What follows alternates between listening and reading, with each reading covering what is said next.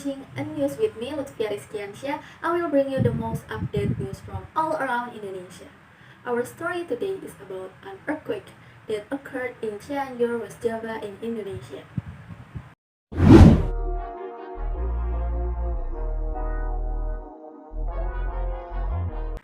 The Indonesian authorities are sending more rescue workers and heavy machinery to help the area worst hit by a deadly earthquake. The National Disaster Agency say about 100 people are known to have died in West Java province, but regional officials say the figure is higher. The epicenter of the earthquake, which had a magnitude of 5.6, was on the island of Java, not far from the capital Jakarta, and in one of the worst event area in Cianjur, a densely populated part of the island. From there, our correspondent Valdia Baraputri report.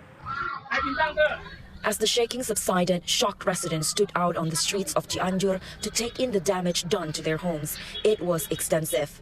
By Indonesian standards, this was not an especially powerful earthquake, but it was shallow, close to the Earth's surface, enough to cause hundreds of buildings to collapse as it struck in the afternoon.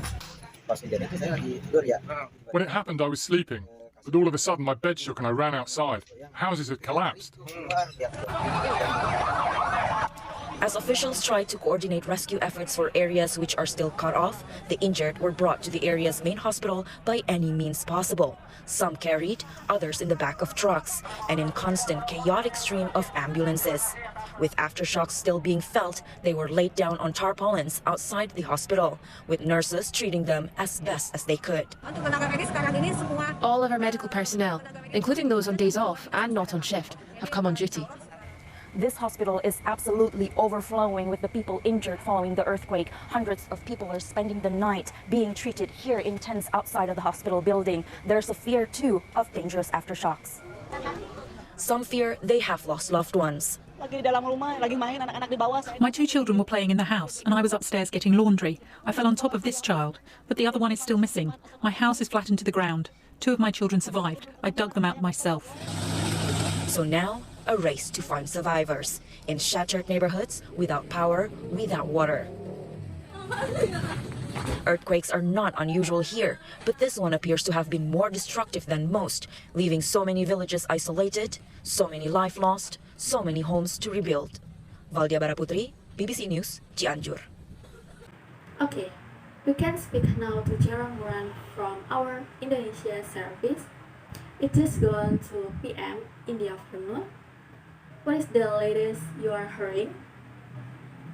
Yes, the authorities are focusing their efforts in search and evacuation of the victims, and also distributing food and medicine.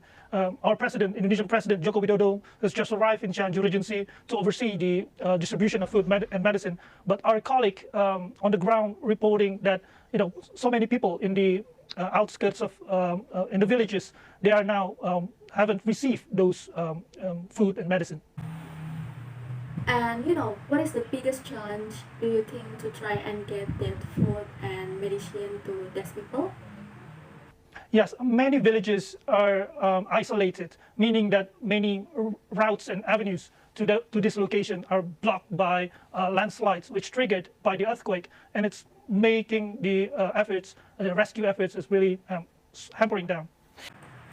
And are there international agencies that are also coming to help the Indonesian authorities?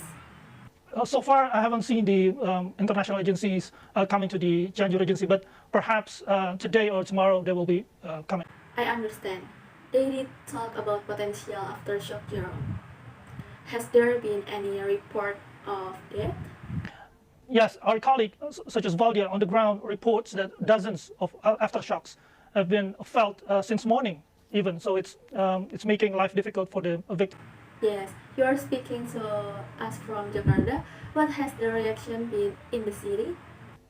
The reaction is really people were shocked, because 5.6 to us, to Indonesians, is not so big.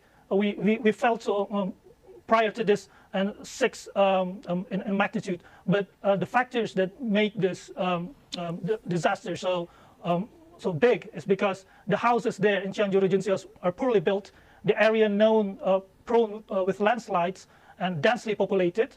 And according to earthquake experts, there's an active fault line underground.